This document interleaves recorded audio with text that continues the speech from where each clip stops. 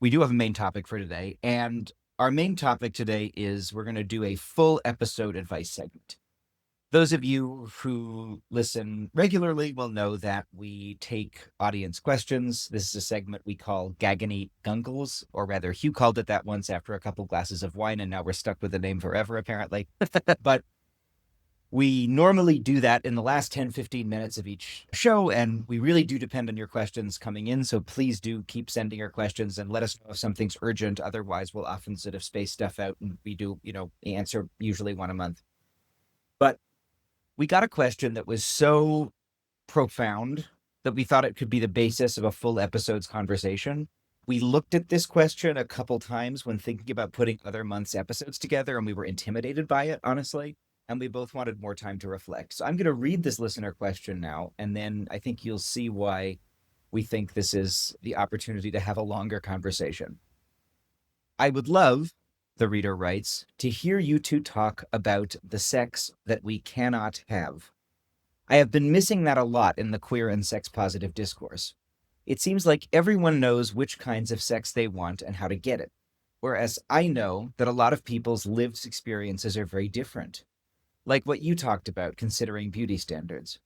As a trans fag, I am super scared to ask for the sex I want in a lot of gay spaces.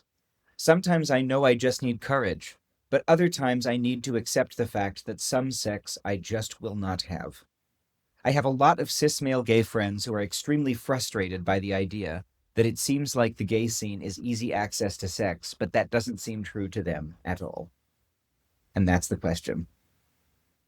The sex that we cannot have, including sex with the severed head of John the Baptist. Well, as a description, as a diagnosis, it seems absolutely accurate. Like there is this perhaps this sensation amongst both cis and from talking to my trans friends, trans guys especially, that there is a sort of not quite utopia, but there is like a somewhere over the rainbow, to put it that way. This land where everyone else is having all this fantastic sex exactly as they wish, and as the letter writer says, like that isn't the case. Why? Right? Why is that the thing that's being portrayed? Why do we feel left out a lot of the time, neglected? And then I guess the second part of the question is why? How do we come to terms with that, which the letter writer seems to be in the process of doing, whilst also increasing the opportunities to be having the sort of enjoyable sex that they want to have. Mm-hmm. So starting on the first one, I think how do we understand what other queer people are doing, right? That's part of it. This is kind of a question about community, where we make communities and how those communities are mediated towards us. When people say that, oh, the LGBTQ community is a useful shorthand, I think, in talking sometimes to straight people, but I don't think it really exists. There is no LGBTQ community. There are lots of different communities of different vibes, different sorts. And there's crossovers and intersections, and then there's individuals as well within those communities and float between them, things like this. But there are real physical spaces.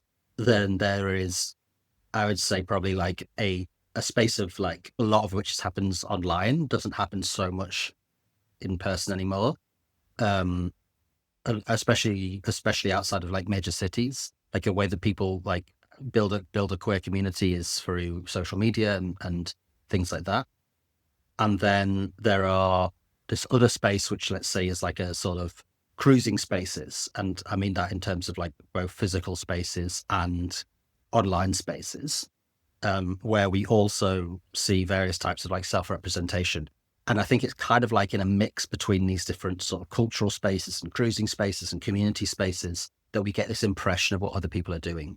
Now, I feel like probably if you go to the people closest in your community, and that's what this writer seems to hint at, or the people you have real connections with over an extended period of time, friends, colleagues, or whatever people you have talking about queer life with, who you trust, I think it's rare to find someone who's like having all the sex they want to have in the way they want to have it all the time.